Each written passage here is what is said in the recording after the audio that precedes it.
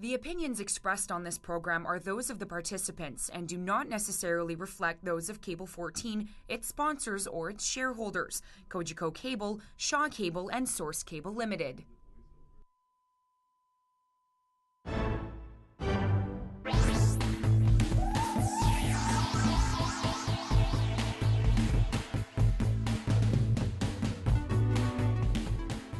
Welcome to the O Show. I'm Laura Babcock, as always, joined with Loren Lieberman. We'll say hi to Loren in just a second. But first, here's what's coming up on the show. So many big issues happening in Hamilton this week. We're going to talk about the latest on the casino. If you think the debate got heated at the council committee, wait till you hear what's going on online. Also, we're going to talk about the teachers' strike that has parents across the province and in Hamilton on tenterhooks. We're going to find out the latest in the Pan Am saga. Yes, there's more on the stadium. Plus, we're going to have a lot more to talk about. So let's get right to it. Hey, Loren, how you doing? I'm all right. Can I kick things off with a PSA of my own? Go nuts. The Chamber of Commerce is seeking nominations for Citizen of the Year, and there is an online petition to sort of mitigate the whole process and make Lincoln Alexander the 2012 Hamilton Citizen of the Year. If you go to the Lincoln Alexander Memorial page on Facebook, I encourage everyone to hook up with the petition and make that so. Great, thank you. And actually, as you know, Cable 14 did coverage of the funeral services. A beautiful job. Oh, thanks. You know, the whole group here put it together, of course, really quickly, and it was a privilege to be a part of that, and that's online as well. You can see on the Cable 14 YouTube page if you missed the service and our hour special before that. That's a great initiative, Loren, not to sidestep what the Chamber's doing with these awards, but Link, of course, our greatest citizen. Sure. Thank you for bringing that up. And I noticed, thank goodness, you got rid of the November mustache. Horrendous thing that it was. Don't you have to take off all your facial hair for a play that's coming up? No, no, I don't. All right. And I want to apologize to anybody who watches the show for that hideous mustache. Yeah, it was pretty hideous. Yeah, that was not the worst I've seen this past month, but I'm glad November is over. Okay, it's December, and we have got a packed show. So this week, a bunch more twists and turns with the casino, including a bit of a meltdown at a council committee meeting and some reports just out today from public health. We're going to get into all that. Just the facts, please, Loren. Only the facts. Absolutely. Casino clash. Mayor Bertina and Councillor Whitehead had a heated exchange in committee about a lack of casino public forum on the Hamilton Mountain.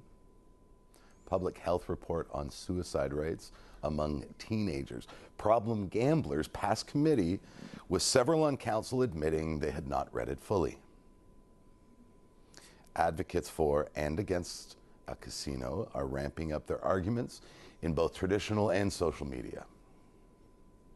Public health report recommends that the casino close for 6 hours a day and gamblers have mandatory tracking cards.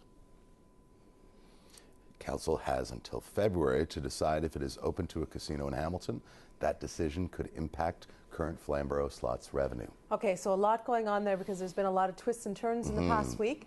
There was that committee meeting where Councillor Whitehead insinuated it was an insult to the Mountain residents, the most populous area of the city, not to have one of those forums. The mayor said, you know, don't insult city staff. It got a little bit heated, but the Mountain is going to get one of those forums. There was also some talk around, and I brought it up on the show a few weeks ago, if that's where all the people are, and the Mountain seems more favorable than the downtown core and getting a casino, why not have discussion about putting one there? So all of that came up in that particular thing. But the public health report that came out, there were two slides there that we had, and only the facts on this, Loren. One was talking about recommendations that they're making, saying let's close the casino 6 hours a day so people can get a break.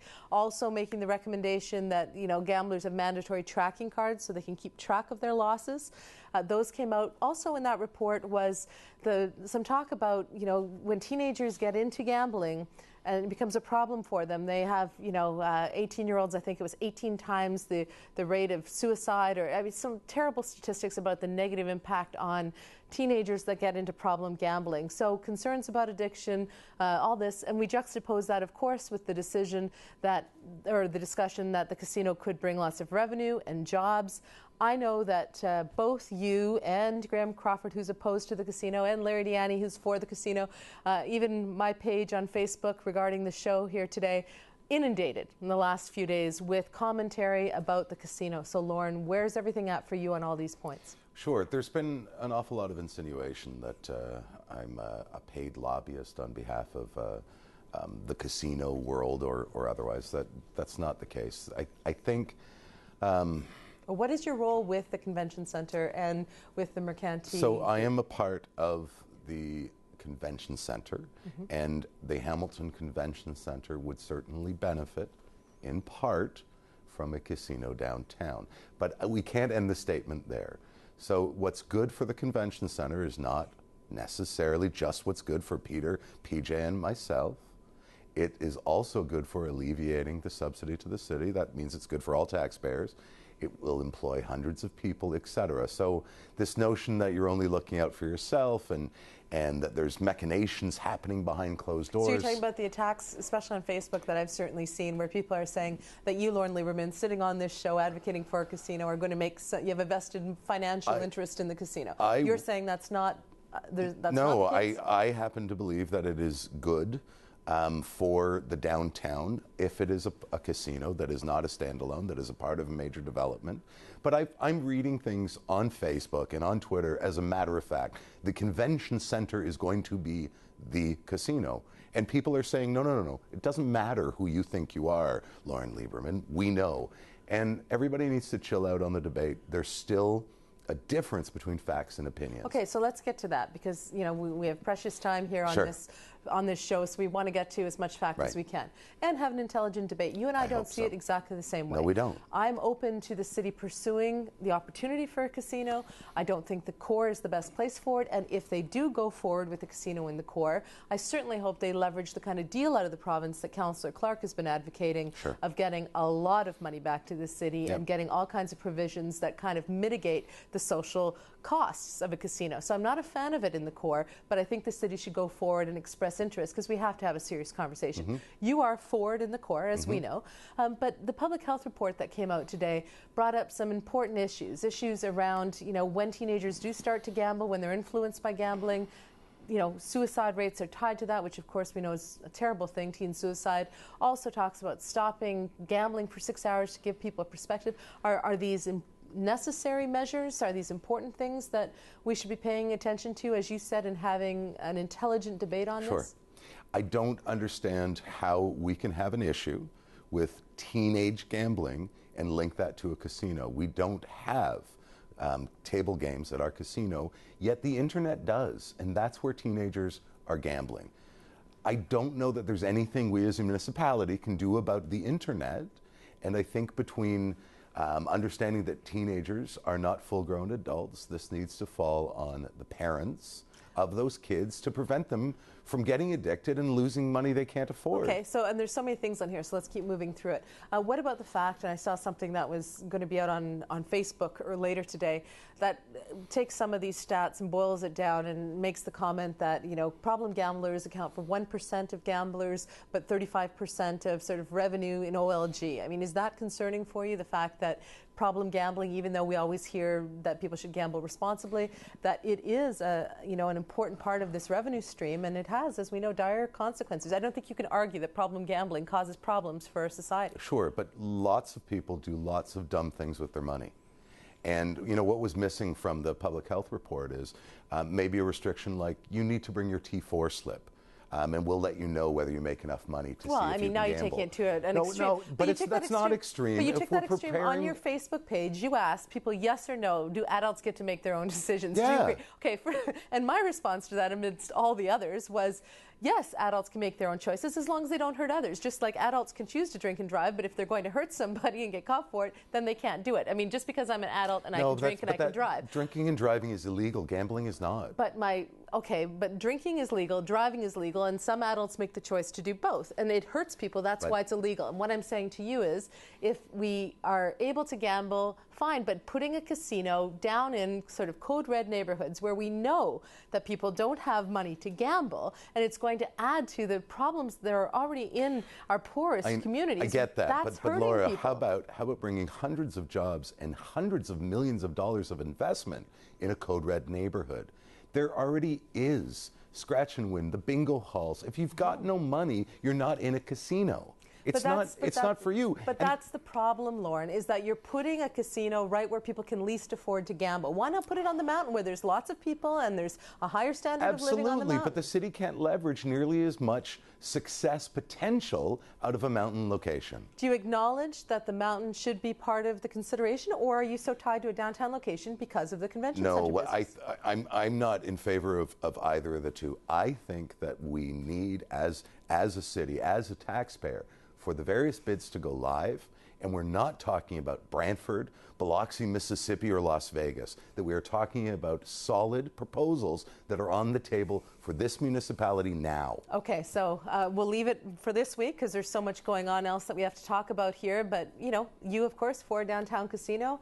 I am for the city moving forward with discussing it and with leveraging it strategically instead of it just being a heated debate that divides the city like Pan Am Part 2. And we'll get to Pan Am in just a couple of minutes. Okay, let's talk about something else that's going on in town, and that is the police budget. Loren, only the facts. Police Services Board 2013 budget requests a 5.25% increase over 2012. Most costs are related to salaries, benefits, and new officers.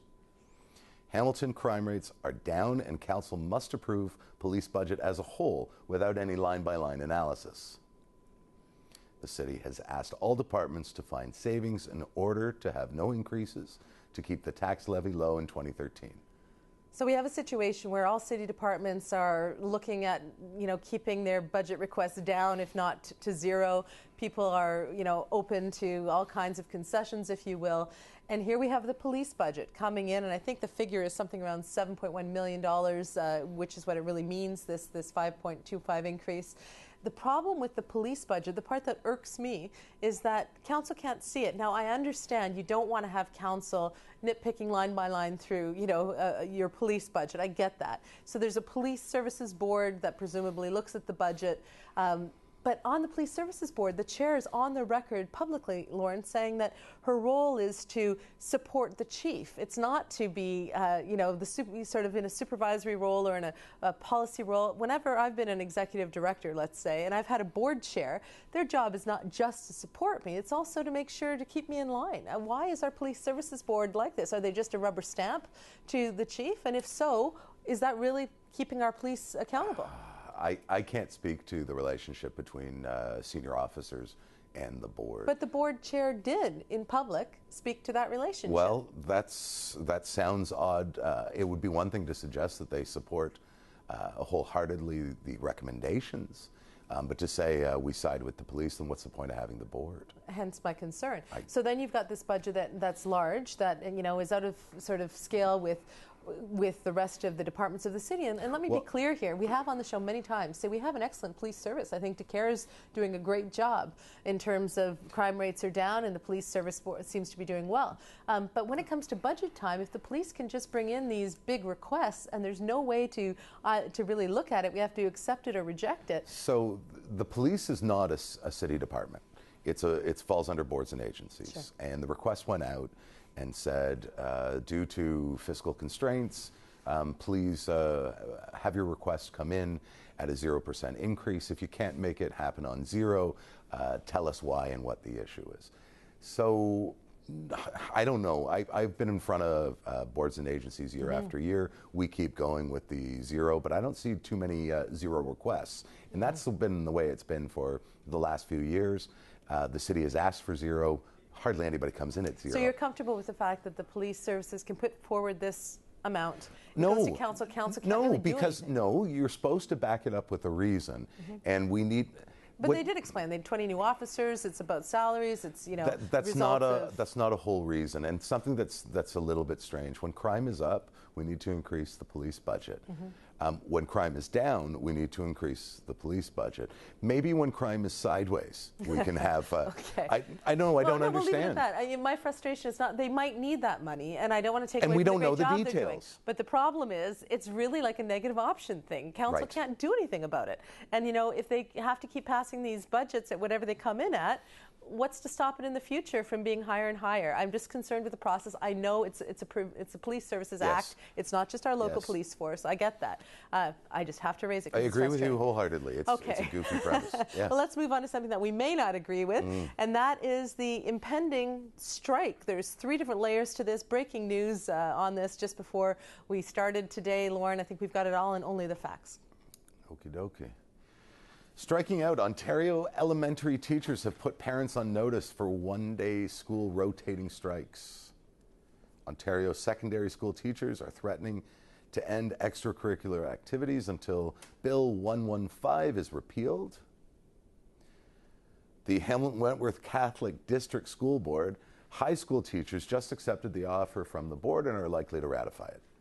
Okay, so a lot going on there, and that last one just came out. And as we know, Bill 115, of course, is that controversial legislation that prevents or takes away some of the teachers' collective bargaining rights. Correct. So what we have here is a bill that was put forward by the McGuinty government as part of their austerity measures. You know, their argument being that they've got to sort of rein in the expense of, I guess, the teachers across the province. And collective bargaining is one way that they're going to do that. Of course, teachers are not happy with Bill 115. This has been going on for months. But now what's happened is essentially, from what I've been hearing, you have the public teachers' unions at the secondary and the elementary level saying effectively we need a repeal of this bill. They're in a position now where the public school teachers in Hamilton are considering one-day rolling strikes with 72 hours notice to us parents that our kids can't go to school on a given day. And that at the secondary school, they're saying next week they're going to start withdrawing from extracurricular. And then we've got the Catholic board locally, the teachers that are going to ratify probably their deal. So they're no longer part of this mix in terms of this discussion. Where are your sympathies in this? Are you thinking that the teachers should continue with this because Bill 115 is fundamentally unfair? Or do you think that there's entitlement going on? I never understood the premise of bringing a third party into the fight. So the province has pissed off the teachers, so now the teachers are going to anger the parents and take it out on the kids. I get that things roll downhill, but what other leverage do they have? But that's not leverage. You are not going to engage your users, your client base, that being the parents and the kids, to vote in your favor in the upcoming election after the leadership is settled. The teachers are not going to win public sentiment on this by annoying and inconveniencing province-wide, whether it's one day or not. But are they trying to win hearts and minds, or are they trying to put the province into an impossible corner where they have to come out and change that legislation? This might not be a PR campaign. If it is, it's a poorly conceived of one. This might just simply be a negotiating tactic, which says, listen, we've got the power not to show up. Now, of course, you'll hear the Minister, Broughton of Education, say, well, the province has the power under Bill 115 to force them back. Right. So is this just the teachers pulling out their last possible tactics in this negotiation? Nobody loved the teachers as much as the Ontario Liberals. It's only going to get worse. Take what is being offered, because Mr. Hudak has not nearly as much holiday joy for you. Well, you're making a large assumption there that Hudak will become the premier. No, but missed that. But that's. I think Andrea Horwath and/or the person who will become premier at the end of January in the Liberal Party, at least. No, I understand that, but the Liberals are the Liberals. I'm not. You're right. I don't think. Of course, Andrea is very union sympathetic, so great. Okay. But traditionally, the teachers were always the love child of the Liberal Party. Well, I think that there has to be some movement on both sides about this bill. Maybe there's parts of the bill that they can amend to stop this, because it is, I agree with you, the children who are ultimately missing out here, and they're getting a bad example as well, which really bugs me. Let me thank our sponsors who do a great job for us here on the program. Pennington's always provides great wardrobe and accessories for me. I appreciate it. And of course, Madison Avenue does my hair, new color. I kind of like it. Thanks, guys. You do an awesome job. Let's get into our last topic quickly here. I don't know that this is a big deal, but you know what? It's part of a bigger narrative. So let's talk stadium. What's going on now? Oh, no. Stadium mayhem. I would just like to announce they've canceled the whole thing, but no, I'll read the board anyways.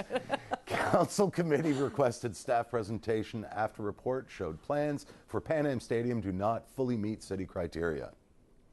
Some councillors have expressed frustration over the secrecy of the process to date and a lack of control given the large taxpayer investment. So taxpayer investment in the stadium, of course, over the 100 million mark, right? 120 mil. Yep. Big deal, a lot of money. It's a lot of money. And we all know the history of the gigantic mess that was where the stadium should go, et cetera, et cetera, et cetera. So this latest thing is about the fact that the city was absolutely clear when it put out, the request for proposals or whatever about what it required, and that includes some green space and attractive frontage in an area that can be used for other things, like an open plaza. Yeah, all this. In other words, if we're going to invest taxpayer dollars, it's got to be something more than just a nice football stadium for a few games a year. Now, when the plans were finally revealed to council, they're saying this is not what we're looking for. Now, they might be minor, and they might be able to fix that in the committee meeting they were going to have today. But to Councillor Ferguson's point, these are things that should have been part of the plan that was brought back. Why they're not kind of worries me, Loren. Who is actually in charge of this process? Didn't we pay for the stadium? No, we as Hamilton paid for part of the stadium. I think it's... Well, who paid for the rest? The province. Which is us, single taxpayer, No, my I friend. understand that. Right. So but Infrastructure Ontario doesn't take its marching orders from Councillor Ferguson, City Council, or our Mayor. And I think it is intentionally disrespectful when the City of Hamilton puts in a criteria and we will not give you the building permit unless our criteria is met, that it's ignored entirely. So you think that that's disrespectful? I think it's terrible. I agree with you, and I'm glad that Councillor Ferguson and the rest of the committee and council are on this. They can deny the permit, although, as he said, they don't want to have that kind of pushing match. Although I have to give him a shout out. He did recommend that sexy lights be a part of it. Apparently there's sexy lights on the market, he said on the Bill Kelly show. I heard that on the Bill Kelly show as well. To Ferguson and his sexy lights. Okay. My only criticism of City Hall and Council on all of this is the debacle that won't end. Right. And if there was a way that the city could make the front plaza public entranceway of the stadium less hideous without going public and making this seem more of a roller coaster than it's always been, I would just prefer that. Yeah, we all would. Let's get something good out of this. I think Councillor Ferguson said the same. And I know he's trying. Yeah, let's make the best of it. So I hope Council pushes back a little bit here. We paid for this, single taxpayer. Okay, let's end with some way to goes and a letter from a viewer in just a minute. Let's start with the way to goes. I'm up first, I believe. Clean Air Hamilton for setting up committee to monitor air quality in industrial areas. Way to go. It's really important. I have a child with asthma, so I'm paying much more attention these days. Good job, guys. Way to go. My way to go goes out to all the involved Hamiltonians for all the fundraising, food drives, the seasonal giving that's going on. Everywhere I turn, this community is engaged. It's awesome. We should be this engaged outside of the holidays. So way to go. We're one of the top volunteering communities in the country. But you've got the How's the Weather campaign donating to all the shelters, of course, and also the Food Share just launched their campaign. Give $1, they can make it into $5 of food. You can donate at the Royal Bank. Okay. Councillors Clark and Powers for wanting in-camera meetings recorded for transparency's sake. I tweeted that out to the Ontario Ombudsman. He retweeted it. He liked that idea. It's one of his recommendations. We'll see if it goes anywhere. Way to go. And my final way to go goes to you, the viewer, for watching and sending feedback via email and social media, in addition to stopping me in Fortinos and yelling at me. See, I don't get yelled at in Fortinos. No, they're yelling at me about what you said and did. See, because they come up to me and they commiserate that I have to sit here with you. I understand. And at Fortinos, you can donate food to Food Share as well. Now, only you can make a way to go to the viewer sound as though you're being sarcastic. And you are maybe a little bit, because a letter came in this week where one of our viewers, and this is important, thought that the show was nonpartisan like a news show. We're actually an opinion show. Loren, is a dyed-in-the-wool conservative. I'm nonpartisan, although certainly progressive in a lot of my viewpoints. So we battle it out issue by issue, but we don't pretend that Loren's not a dyed-in-the-wool conservative. Last week during the Way to Goes, you made a comment congratulating Harper on his by-election wins. So we want to make it absolutely clear. Loren can say whatever he wants in a partisan way. It's up to me, if I think it's totally wrong, as I did during the Way to Goes, to correct him if I feel so inclined. This is an opinion show, but we also happen to have a lot of local news here because that's just how we roll. Okay, anything else on that, Loren? Yeah, here's my apology. Yeah, I felt that. Warm and fuzzy. I could feel it over here.